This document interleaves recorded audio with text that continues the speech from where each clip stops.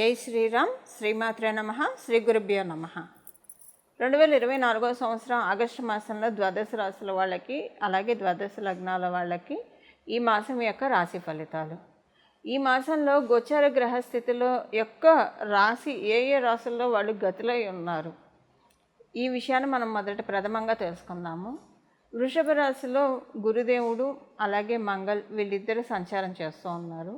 26వ తారీఖు వరకు కూడా ప్లానెట్ మంగళ్, గ్రహదేవత మంగళ్ వృషభ రాశిలోనే సంచారం ఉంటుంది. 27వ తారీఖు నుంచి ఆయన వృషభ రాశి నుంచి మిథున రాశిలోకి వెళ్తున్నారు. గురుమంగళ యోగానికి 27వ తారీఖు ఆగస్టు 27వ తారీఖున బ్రేక్ పడిపోతుంది. కర్కాటక రాశిలో సూర్యనారాయణమూర్తి సంచారము. కర్కాటక రాశిలో ఆయన 16వ తారీఖు వరకు ఆయన సంచారం చేస్తారు. 17వ తారీఖు నుంచి కర్కాటకంలో ఉన్న సూర్యనారాయణమూర్తి సింహరాశిలోకి అడిగడిపోతూ ఉన్నాడు. సింహరాశిలో శుక్ర బుధులు ఇద్దరు సంచారం జరుగుతోంది. బుధ భగవానుడు ఈ నెల 6వ తారీఖు నుంచి ఆగస్టు 6వ తారీఖు నుంచి వక్రగతిలోకి వెళ్తూ ఉన్నాడు. శుక్ర భగవానుడు ఈ నెల 24వ తారీఖు వరకు కూడా సింహరాశిలో సంచారం చేస్తూ 25వ తారీఖు నుంచి సింహరాశి నుంచి కన్యారాశిలోకి అడుగుపెడుతూ ఉన్నారు. కన్యారాశిలో కేతు భగవానుడు సంచారము, వక్రించిన శనైశ్వరుడు కుంభరాశిలో సంచారము, రాహుదేవుడు మీనరాశిలో సంచారము.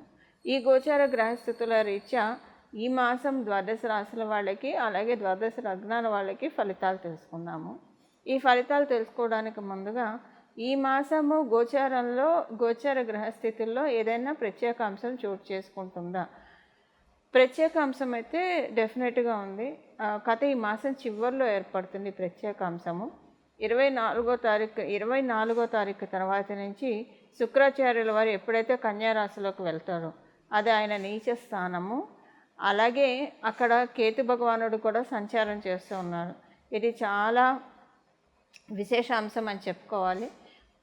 దీని గురించి అంటే దీనివల్ల ద్వాదశ రాశుల వాళ్ళకి ఏమన్నా జాగ్రత్తలు ఉన్నాయా, ఇవన్నీ కూడా మనం ఈ వీడియోలో తెలుసుకోవడానికి ప్రయత్నిద్దాము. అలాగే సూర్యనారాయణమూర్తి తన సక్షేత్రమైన సింహరాశిలోకి 17వ తారీఖు నుంచి అడుగు పెడుతూ ఉన్నారు. ఇదొక ప్రత్యేక అంశము. గోచారంలో 2 గ్రహాలు వక్రగతిలో, ఆల్రెడీ శనైశ్వరుడు వక్రగతిలో ఉన్నారు. 6వ తారీఖు నుంచి బుధ భగవానుడు కూడా వక్రగతిలోకి వెళ్తూ ఉన్నారు. గురుమంగళ యోగాన్ని కలగచేసిన 2 గ్రహ దేవతలు గురుదేవుడు మరియు మంగళ్ వీళ్ళిద్దరూ కూడా ఈ మాసం 27వ తారీఖు నుంచి గురుమంగళ యోగానికి బ్రేక్ పడుతూ ఉంది. అంటే మిథున రాశిలోకి ఆయన వెళ్ళిపోయిన తర్వాత గురుమంగళ యోగం విడిపోతుంది. ఇవన్నీ కూడా విశేషాంశాలు ఈ మాసము. అయితే ఈ మాసం మొదటి 3 రోజులు ఇంకా ప్రత్యేక అంశం ఉంది. అదొకసారి నేను మీకు చెప్పి ఈ ప్రత్యేక అంశాన్ని మీ జన్మజాతకంలో ఉన్నా లేకపోయినా ఎలా యాక్టివేట్ చేసుకోవాలి ఇది కూడా మనం ఒకసారి మాట్లాడుకుందాం. చంద్రభగవానుడు ఈ మాసం 3 రోజులు, మొదటి 3 రోజులు కూడా అంటే ఆగస్టు 1వ తారీఖు నుంచి ఆగస్టు 3వ తారీఖు వరకు ఆయన మిథున రాశిలో సంచారం చేస్తూ ఉన్నారు. మిథున రాశిలో ఆయన సంచారం చేస్తున్నప్పుడు గ్రహమాలిక యోగం ఒకటి ఖగోళంలో చోటు చేసుకుంటూ ఉంది. ఎక్కడి నుంచి చోటు చేసుకుంటూ ఉంది? మిథున రాశి నుంచి స్టార్ట్ అవ్వలేదు ఈ గ్రహమాలిక యోగము. కానీ ఈ గ్రహమాలిక యోగము వృషభ రాశి మొదలుకొని కన్యా రాశి వరకు గ్రహమాలిక యోగం ఏర్పడుతుంది. మొదటి 3 రోజులు ఆగస్టు 1వ తారీఖు, 2వ తారీఖు, 3వ తారీఖు. ఇది చాలా ప్రత్యేక అంశము. ద్వాదశ రాశుల వాళ్ళు కూడా, ద్వాదశ లగ్నాల వాళ్ళు కూడా ఒడిసి పట్టుకోవాలి. అసలు ఈ గ్రహమాలిక యోగం అంటే ఏంటి, ఇది కూడా నేను మీకు బ్రీఫ్ చేస్తాను, 2-3 మాటల్లో చెప్తాను. వీటి గురించి మనం మళ్ళీ స్పెషల్గా వీడియోస్ చేసి నేను మీకు చెప్తాను. బట్ ఇప్పుడు విపులంగా కాకపోయినా బ్రీఫ్గా చెప్తాను. ఇప్పుడు మనకు ఒక పూల చెట్లు ఉన్నాయనుకోండి, చాలా పూలు ఉన్నాయనుకోండి, కనకాంబరాలు కావచ్చు, మల్లెపూలు కావచ్చు, సన్నజాజులు, విరజాజులు ఇలా కోసుకొచ్చేస్తాం, అలా పెట్టేస్తాం. భగవంతుడికి పెడతాం. మనకైతే అది దండ కట్టుకుంటేనే పెట్టుకోగలుగుతాం. మన తలలో దండ కట్టుకోకపోతే మనం పెట్టుకోలేము. భగవంతుడి కంటే ఆయన పాదాల దగ్గర పెడతాము. భగవంతుడికి కూడా దండ కడితే చక్కగా పూల మాల వేస్తే చూడటానికి చాలా ప్లెజెంట్గా, అందంగా అనిపిస్తాయి దేవుడి విగ్రహాలు. మనం మాలలు అందుకే కదా వేసేది. చాలా మనకి పుణ్యము. అక్కడ చూడటానికి కూడా అలంకరణ చాలా బాగా అనిపిస్తుంది. ఇదే మనం పెట్టుకోవాలంటే పూలన్నీ విడివిడిగా, అంటే ఆడవాళ్ళ గురించి నేను చెప్తున్నా, పూలన్నీ విడివిడిగా చెల్లాచెదురుగా ఉంటాయి. ఎలా పెట్టుకుంటాం? మనం పెట్టుకోలేం. వాటన్నిటిని మనం ఏం చేస్తాం, చక్కగా ఒక దండలాగా కుట్టి, ఒక దండలాగా కట్టి, కొంతమంది చాలా గుత్తిగా అల్లుతారు, కొంతమంది విడివిడిగా అల్లుతారు. సో ఎవరికి ఇష్టానుసారం వాళ్ళు చక్కగా కట్టేసేసి మ్యాక్సిమం గుత్తిగానే అల్లుతారు. అంటే ఎక్కడ గ్యాప్ లేకుండా చాలా దగ్గర దగ్గర పెట్టి అల్లుతారు. ఇది మనం తలలో పెట్టుకుంటే చాలా అందంగా కూడా ఉంటుంది చూడటానికి. అయితే ఈ గ్రహమాలిక యోగం కూడా అలాంటిదే.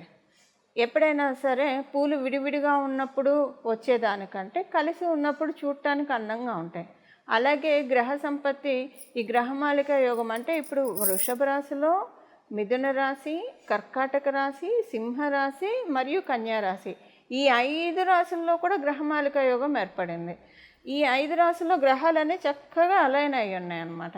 ఇది ఇంకొక మీకు అర్థం చెప్పాలంటే, ఏదైనా ఒక ఫంక్షన్ ఆర్గనైజ్ చేస్తూ ఉన్నాం అనుకోండి.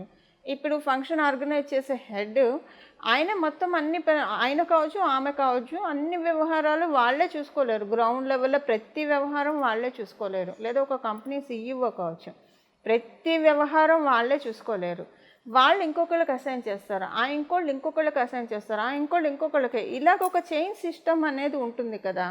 ఈ చైన్ సిస్టము ఎప్పుడు బ్రేక్ అవ్వకుండా నీట్గా వెళ్తే కనుక ఆ కంపెనీ చాలా బాగా డెవలప్ అవుతుంది. మనం కంపెనీ పరంగా మాట్లాడుకుంటే, ఒక ఫంక్షన్ పరంగా, ఒక శుభకార్య పరంగా మనం మాట్లాడుకుంటే, ఇలా కరెక్ట్గా అందరూ కూడా ఒక మాట మీద చేసుకుంటూ వెళ్తే కనుక ఆ శుభకార్యం కూడా సూపర్ సక్సెస్ అవుతుంది కదా.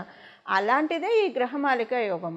అంటే అంతా కూడా గ్రహాలన్నీ చక్కగా ఈ వృషభ రాశి నుంచి ఒక 5 రాశుల్లో చక్కగా ఉంది. 5 రాశుల్లో ఉండడం వల్ల ఇది గ్రహమాలిక యోగం ఎవరి జన్మ జాతకంలో అయినా మీకు ఆల్రెడీ ఉంటే, ఇప్పుడున్న ఈ గ్రహమాలిక యోగం ఇంకా మంచి ఇంపాక్ట్ ఇస్తుంది. ఒకవేళ మీ జన్మజాతకంలో గ్రహమాలిక యోగం లేదనుకోండి, ఇప్పుడు అసలు ఏం చేస్తే ఈ గ్రహమాలిక యోగం మీకు అద్భుతంగా యోగిస్తుందో అది మనం తెలుసుకుందాము. అలాగే అసలు మీ జన్మజాతకంలో అసలు ఉందో లేదో మాకు తెలియదు అనుకున్నా కూడా బెంగలేదు. ఏం చేసుకుంటే ఈ గ్రహమాలిక యోగం యొక్క చక్కటి ఫలితాన్ని మీరు తీసుకోవచ్చు, మనం ఇప్పుడు తెలుసుకుందాము. తర్వాత మనం లాస్ట్లో కూడా రెమెడీ తెలుసుకుందాం. బట్ ఇప్పుడు నేను క్లుప్తంగా ఇది 3 రోజులకే వస్తుంది కాబట్టి, ఆగస్టు 1 నుంచి 3వ తారీఖు వరకే ఇది ఉంది. చంద్ర భగవానుడు వల్ల ఏర్పడుతూ ఉంది కాబట్టి, దేనికి ఈ 3 రోజులు ఏం చేయాలో నేను ఒకసారి మీకు చెప్తాను. ఆగస్టు 1వ తారీఖు నుంచి, అంటే మీరు జూలై 31వ తారీఖు నుంచి కూడా ఇది స్టార్ట్ చేయొచ్చండి. జూలై 31వ తారీఖు నుంచి ఆగస్టు 4వ తారీఖు వరకు, అంటే ఒక రోజు ముందు, ఒక రోజు తర్వాత, గ్రహమాలిక ఎండ్ అయిన తర్వాత ఒక రోజు తర్వాత, ఈ 4 రోజులు కూడా మీరు గంగా అమ్మవారి నామస్మరణం చేయాలి.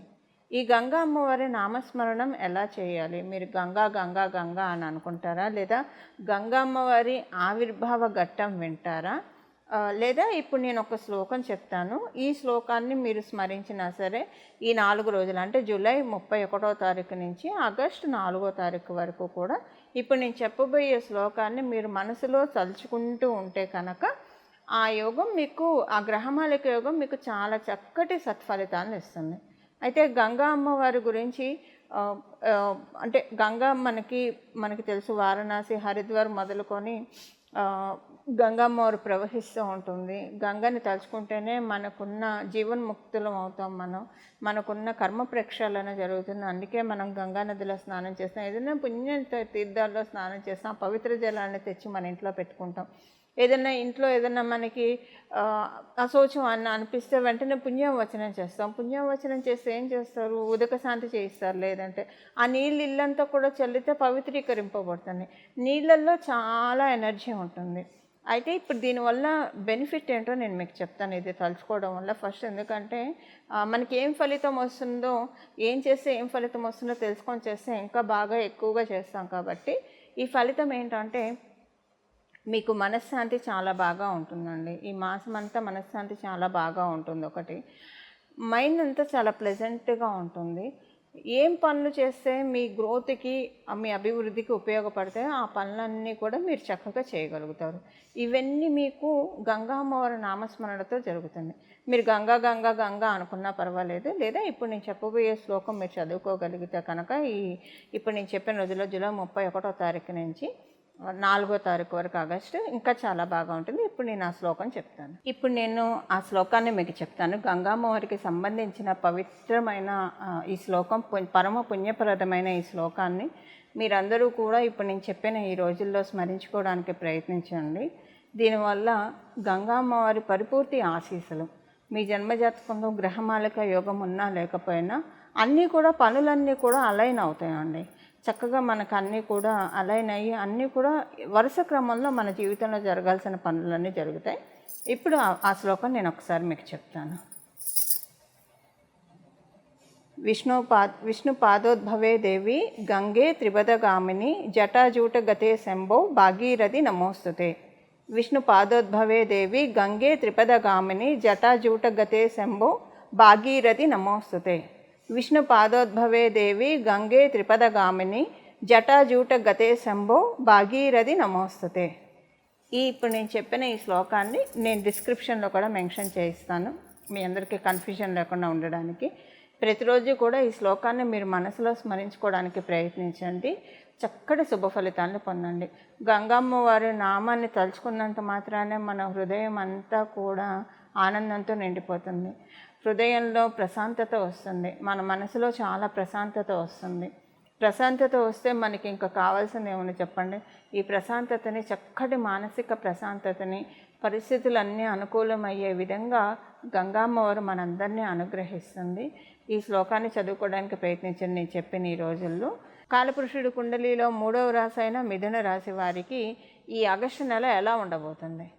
ఆగస్టు నెల 27వ తారీఖు నుంచి మీకు తెలియని అంటే మీరు చాలా పనులు అజెండా ఎక్కువగా పెట్టేసుకుంటారు. మీకు మీరే ఏ విషయాల్లో అజెండా పెట్టుకుంటారు? మీ ప్రోగ్రెస్ కోసం ఏ పనులు చేస్తే మీరు ఇంకా మీ లైఫ్ స్టాండర్డ్స్ పెరుగుతాయో, ఏం స్టెప్స్ తీసుకుంటే మీకు ఇంకా బాగా ఉంటుందో, లైఫ్ ఇంకా బెటర్గా ఉంటుందో, వీటి గురించి ఎక్కువగా తీవ్రంగా ఆలోచిస్తారు. వీటి గురించి ఆలోచిస్తారు. మీ గురించి మీకు ఒక ఐడియా వస్తుంది. 27వ తారీఖు నుంచి ఎలా ఉంటుందంటే, ఏంటి టైం వేస్ట్ చేస్తున్నానా, ఇంకా చేయాల్సినవి ఉన్నాయి కదా, ఇప్పటికీ ఇంత సంతృప్తి పడిపోతే ఎలాగా, ఇంకా సాధించాల్సినవి ఉన్నాయి కదా, ఇలాగ ఒక సెల్ఫ్ డ్రైవ్ ఒకటి మీకు స్టార్ట్ అవుతుంది. అది మిమ్మల్ని కూర్చొనిదు నుంచోనేదు, ఏదో ఒకటి సాధించేదాకా వదిలిపెట్టదు. అది మీకు అలాంటి ఇనిషియేషన్స్ ఈ మాసంలో మీకు ఏర్పడతాయి. దాన్ని ముందుకు తీసుకెళ్తారా, లేదా అదిలోనే హంసపాదలాగా మొదటే వదిలేస్తారా? ఈ విషయం మీ జన్మజాతకం యొక్క బలాన్ని అనుసరించి ఆధారపడి ఉంటుంది. మీ జన్మజాతకం ప్రజెంట్ బలంగా ఉంటే ఈ సమయంలో వచ్చిన థాట్స్ అన్నీ కూడా మీరు ముందుకు తీసుకెళ్ళగలుగుతారు. ఒకవేళ ఈ సమయంలో మీ జన్మజాతకం అనుకూలంగా లేకపోతే అనుకోవడం వరకే ఉంటుంది. అంటే డే డ్రీమర్స్ అంటారు కదా, అలా అనుకోవడంతోనే ఉంటుంది, కానీ ఏమీ చేయలేక కొంచెం ఆగాల్సి వస్తుంది. ప్రస్తుతం మరి గ్రహస్థితులు అంతకంటే సపోర్ట్ చేయట్లేదు. ఒక్కొక్కసారి గోచరంలో గ్రహస్థితులు జన్మజాతకం బాగోకపోయినా కూడా సహకరించే విధంగా ఉంటుంది. బట్ ఈ మాసం అంత స్ట్రాంగ్గా అయితే లేదు గోచర గ్రహస్థితులు. సో మీరు ఏదైనా ఇనిషియేషన్ కొంచెం సంకల్ప బలంతో ముందుకు తీసుకెళ్తే కనుక బాగా వెళ్తుంది. గవర్నమెంట్ కాంట్రాక్టర్స్కి చాలా మంచి శుభ సమయము. మీరు ఏదైనా సరే అంటే గవర్నమెంట్కి సంబంధించి ఏదైనా అర్జీ పెట్టుకోవాలన్నా, ఏదైనా గవర్నమెంట్కి సంబంధించిన పనులు ఏవైనా ఉంటే కనుక ఈ మాసం 17వ తారీఖు తర్వాత నుంచి అవన్నీ చాలా చక్కగా సఫలీకృతం అవుతాయి. గవర్నమెంట్ ఉద్యోగం ప్రయత్నించాలనుకునే వాళ్ళకి కూడా ఈ మాసం 18వ తారీఖు లేదా 17వ తారీఖు నుంచి సమయం చాలా అనుకూలంగా ఉంది. మీ తండ్రి గారి ఆరోగ్యం చాలా చక్కగా ఉంటుంది. మీ తండ్రి గారితో మీ రిలేషను చాలా చక్కగా అనిపిస్తుంది. ఈ మాసము 24వ తారీఖు నుంచి లేదా 25 నుంచి మనం వేసుకోవచ్చు. 25వ తారీఖు నుంచి మీ ఇంట్లోని ఆడవాళ్ళ హెల్త్ పరంగా మీరు కొంచెం జాగ్రత్తలు తీసుకోవాలి. మీ ఇంట్లో ఉన్న ఆడవాళ్ళు ఎవరైనా కావచ్చు, అది ఎవరైనా మీ ఇంట్లో ఉన్న ఆడవాళ్ళకి హెల్త్ ప్రాబ్లమ్స్ రావడానికి ఛాన్స్ ఉంది. సో కొంచెం ఈ విషయంలో జాగ్రత్త పడాలి. బట్ ఒకవేళ వాళ్ళ జన్మజాతకం బాగా ఉంటే మేబీ ఒక చిన్న జలుబుతోటి అది వెళ్ళిపోవచ్చు. బట్ అంటే అసలైతే జరుగుతుంది. అది జరిగే హెల్త్ ప్రాబ్లం చాలా చిన్నదా కొంచెం పెద్దదా అనేది వాళ్ళ జన్మజాతకాన్ని అనుసరించి ఉంటుంది. అయితే ఏది వచ్చినా సరే ఒక 3 రోజులు లేదా వారం రోజులు అంతకు మించి అయితే ఉండదు. ఆ తర్వాత అది కనుమరుగైపోతుంది. ఇక్కడ ఏంటంటే ఎందుకు ఇలా వస్తుంది అంటే, ఇక్కడ దీనికైతే ఒక రీజన్ ఉందండి. మీ ఇంట్లో ఉన్న ఆడవాళ్ళకి హెల్త్ ప్రాబ్లమ్స్ రావడం వల్ల అలా జరిగితే కనుక మీరు ఎక్కడి నుంచైనా అమౌంట్ రావాలని ఎదురు చూస్తుంటే అది మీకు వస్తుంది. లేదా ఏదైనా పని అయితే మీకు అమౌంట్ సమకూరుతుంది, ఆ పని అవ్వట్లేదని మీరు ఏదైనా ఒక పని కోసం ఎదురు చూస్తుంటే అదైనా అవుతుంది. సో ఇలాగ మీకు ఉంటుంది.